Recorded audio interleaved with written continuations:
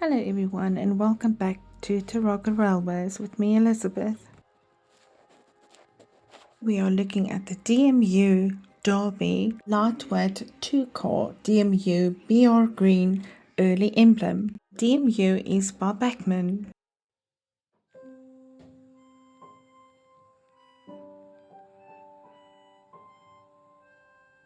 Is the 8DCC, 6DCC description on the box on the side, and it says model number 32/518 by Bachmann.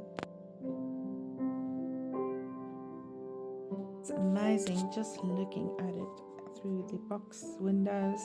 You can see that this is a quality model by Bachmann.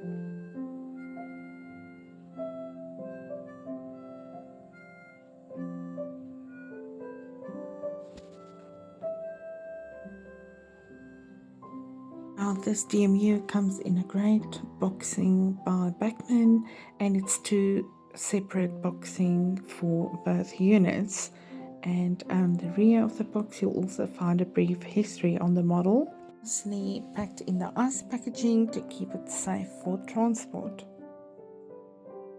Here at the end of the box again we see the product code and description, and that'll be the code 32518, and that's a Derby Lightweight 2-car DMU BR Green Early Emblem, and then there is the 8DCC and 6DCC indication. And now looking at the price for this item, a few years ago, 2016 about, was £79, and currently it's probably going for about £229. You can see the little accessory bag, and obviously we can see the DMU Derby instruction manual as well as the Bachmann guarantee pamphlet along with service instructions.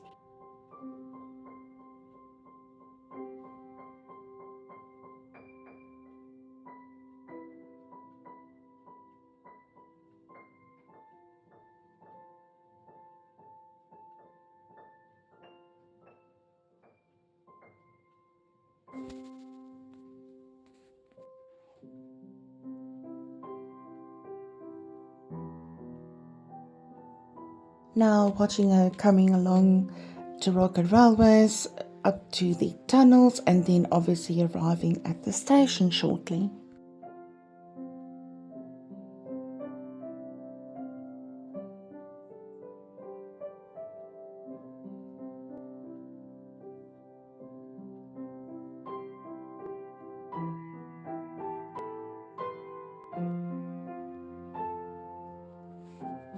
Thing with great cab detail and a great front view of this majestic DMU, and definitely a lovely seat to have on the layout. This unit boasts with a full pickup interior lights and outer lighting. Generally finishing detail is very nice and greatly applied. You can see the cab detail from here, and then also looking at the buffer beam, it is not sprung buffers though, but a real good reflection of the actual unit.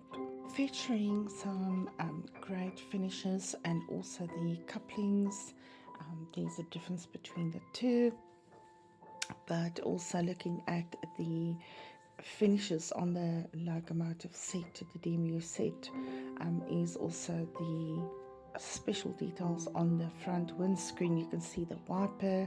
So I must add, you've got a lot of nice features on this, but not as much as we get on the steam engines. I mean, we can see the interior of the cab and all that, and then alongside the windows, the non-smoking signs in first class, and door handles and steps and all that you can see.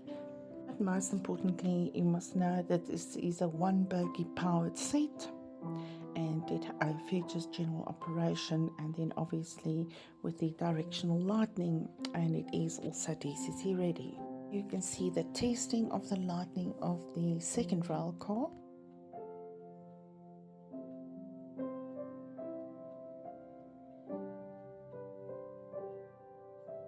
We can see the top view from left to right, the differences on the roofs of the two rail cars. So interesting, first introduced in 1954, the DMU Derby was part of the British Railway modernisation plans, and up to West Cumberland and up to Birmingham they were used most often. Funny, when I did my test run here, the directional lighting also had both lights on both sides, and then I just changed my polarities on the track again, and now everything's running perfectly, like you will see just now in the later footage. Marveling at this lovely DMU, first introduced in 1954 as previously stated, and built at BR Derby Works, and up to 1956, over 800,000 passengers were commuting by this DMU. And obviously by late 1969, all seats were withdrawn and 2 seats were preserved, I think.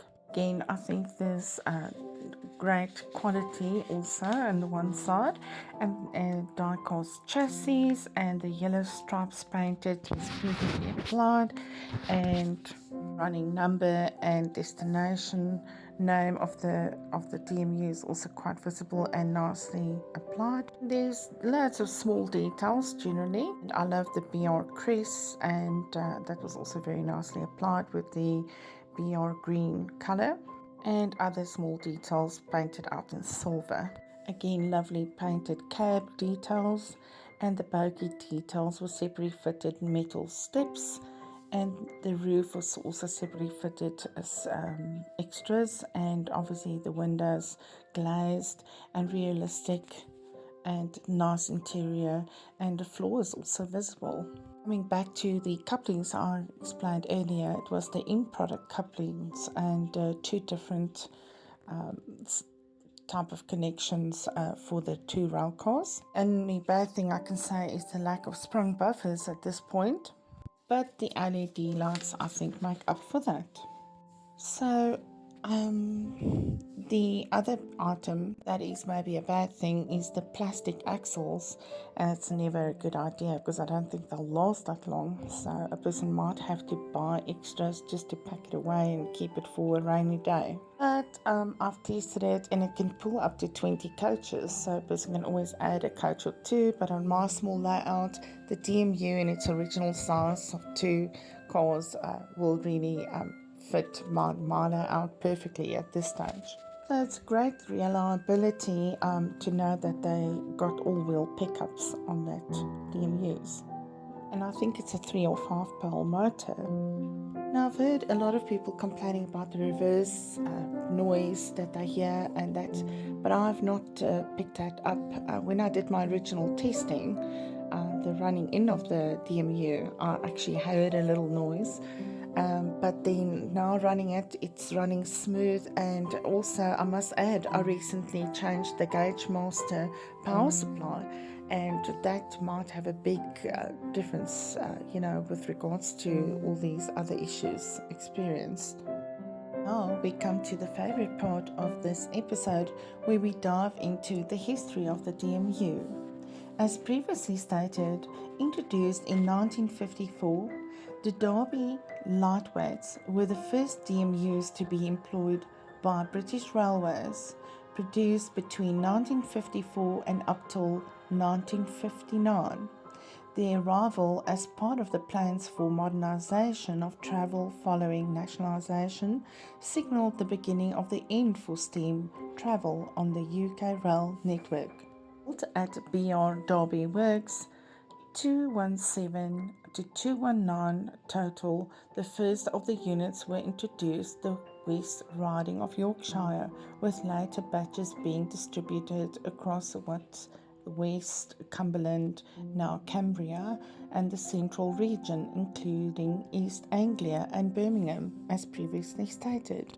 A significant proportion of the Derby lightweight structure was constructed from a lightweight metal alloy, making the vehicles more streamlined and efficient than the heavier steam locomotives that they replaced.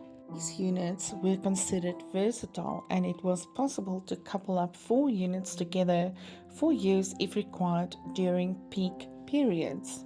So, on introducing the trains into service, British Railways made considerable savings and, as a consequence, experienced greatly increased passenger numbers, and the Derby lightweight DMUs suffered heavily as at the expense of the Beeching line closures in the 1960s. The yellow diamond coupling code, the units were rendered obsolete due to the new blue square multiple unit coupling arrangements becoming widespread. The last units disappeared from service in 1969, and today a preserved twin set of Derby units, number 79018 and number 79612, can be seen at the Midland Railway, Batley, restored with the support of the Heritage Lottery Fund as a result of a high-profile campaign in the 1990s. Here you go.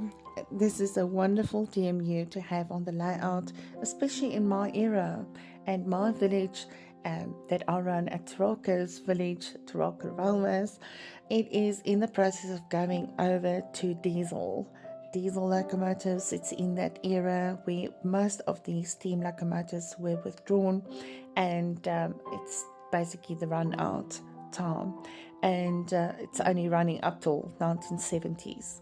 And yes, so you will see that I have many cars on the layout and buses of the era and of that time period. And then, having said it again, I could not find a Hornby DMU set, so I had to settle for a Bachmann. And what is my layout without a DMU? It's kind of like a must-have. So thank you once again, everyone, for joining me at Taraka Double Railways. And if you like what you've seen, please consider subscribing and hit that thumbs up and notification bell to find out more and to see more content in the future. And hang on, everybody, there is something very exciting coming up at Taraka Railways. Do you recall a couple of weeks ago I spoke about a popular YouTuber that's coming to visit us at Taraka Railways? Well, you gotta stay tuned to see who it is and what it's all about. That's all I can say for now, people. But wishing you all the best as always. All my love. Regards, Elizabeth.